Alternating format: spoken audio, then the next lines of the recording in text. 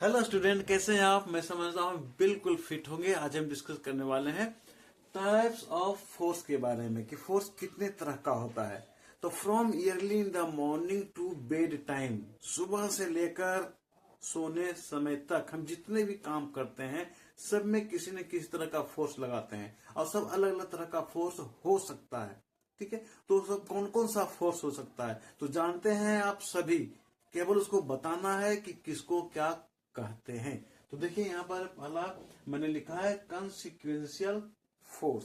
कंसिक्वेंशियल force किसको कहते हैं? तो मान लीजिए कि कोई बॉल है जिसको हम जमीन पे लुढ़का देते हैं, तो हम क्या पाते हैं कि बॉल कुछ देर तक लुढ़कते हुए जाता है फिर रुक जाता है।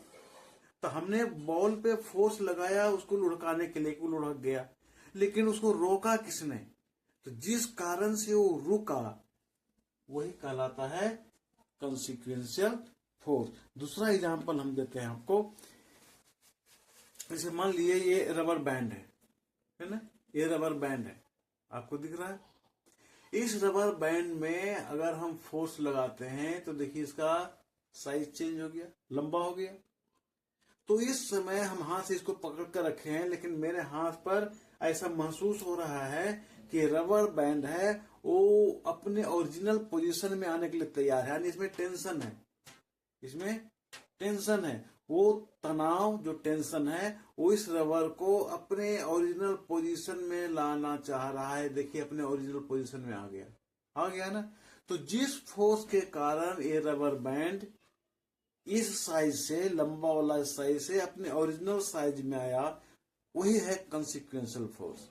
इस रबर बैंड को अपने ओरिजिनल शेप में लाने के लिए जो फोर्स काम किया वही कहलाता है कंसिक्वेंशियल फोर्स। एग्जाम्पल मैंने रबर बैंड का ही दिया, तो मैं समझता हूँ क्लियर हो गया होगा। अब जो फोर्स आप यहाँ देख रहे हैं वो बिल्कुल आसान है, जैसा नाम वैसा काम।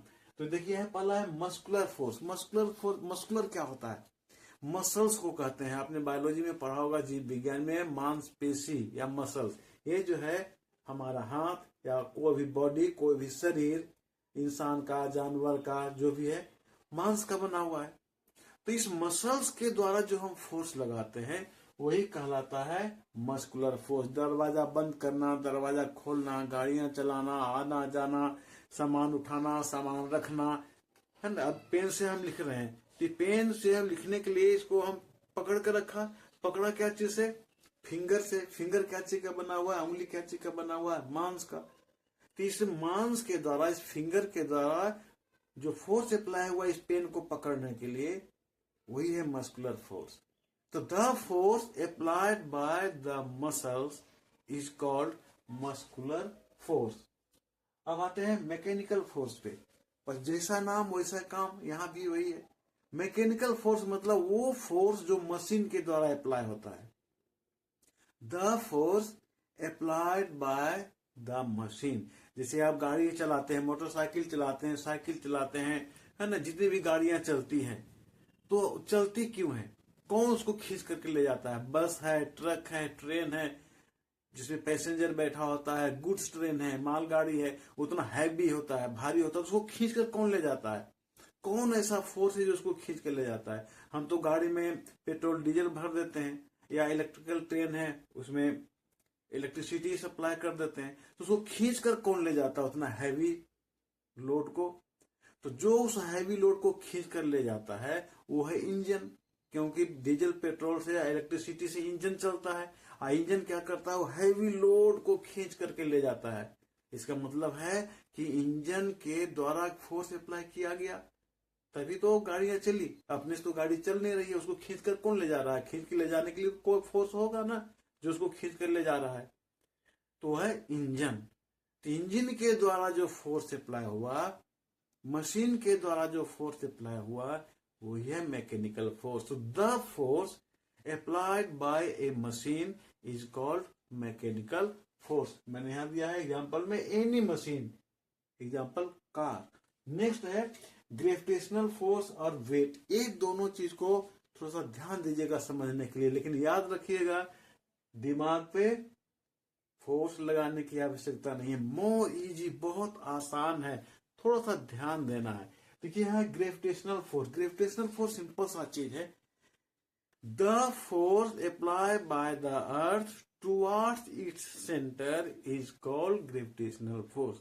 अर्थ के द्वारा जो फोर्स उसके सेंटर की ओर अप्लाई हो रहा है वही कहलाता है ग्रेविटेशनल फोर्स। अब ये पेन है, इस पेन को अगर हम गिरा छोड़ दें तो क्या होगा, गिरेगा नीचे, है ना, गिरा है। तो नीचे क्यों गिरा ये, इसका मतलब है नीचे में कोई है जो इसको अपनी ओर खींच रहा है, इस पर फोर्स लगा रहा है, कोई तो है। वो है कौन, वो है अर्थ।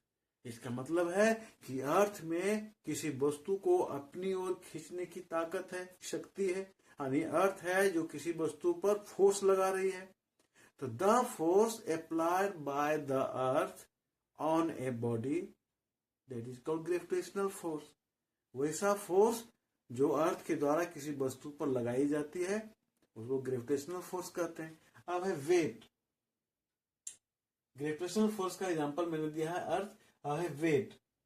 अब देखिए वेट क्या होता है, जब किसी बॉडी पे फोर्स लगाई जाती है अर्थ की ओर, यानी अर्थ की ओर जो फोर्स लगाई जा रही है वो फोर्स है वेट। जैसे अगर हम हाथ पर इस वस्तु को रख लिया, ये देखिए इसको मैंने अपने हाथ पर रखा इस तरह से, तो हमको ये थोड़ा सा भारी लग रहा है। तो भारी क्यों लग रहा है, इसीलिए लग रहा है कि ये जो वस्तु है, बॉडी है, ये नीचे की ओर जाना चाह रहा है और जिस कारण से नीचे जाना चाह रहा है वही फोर्स है। तो जिस फोर्स के कारण वो नीचे जाना चाह रहा है हम उसको रोक के रखें, वही फोर्स है इसका वेट, तभी हमको भारी लग रहा है। तो नीचे जाना चाह रहा है क्यों, अर्थ के कारण, है ना। तो जिस फोर्स के कारण ये वस्तु अर्थ की ओर जाना चाह रहा है, टुवर्ड्स अर्थ, अर्थ की ओर जाना चाह रहा है, वही कहलाता है वेट। इसका मतलब ये हुआ कि वेट और फोर्स दोनों एक ही है। आप नेक्स्ट क्लास में पढ़िएगा कि वेट है वो एक तरह का फोर्स ही है। ग्रेविटेशनल फोर्स में क्या था कि अर्थ जिस फोर्स से किसी वस्तु को अपने सेंटर की ओर खींचती है वो है ग्रेविटेशनल फोर्स। और दो फोर्स यहाँ है, इलेक्ट्रिकल फोर्स और मैग्नेटिक फोर्स। तो इसको मैं दूसरे वीडियो में करूंगा, ये वीडियो बहुत बड़ा हो जाएगा। दूसरी बात है इसे करके दिखाना पड़ेगा तो और बड़ा हो जाएगा, इसलिए मैं इसे पार्ट 2 में, ये पार्ट 1 हो गया, इसको पार्ट 2 में हम करेंगे। लेकिन याद रखना है तब तक अपना सेहत का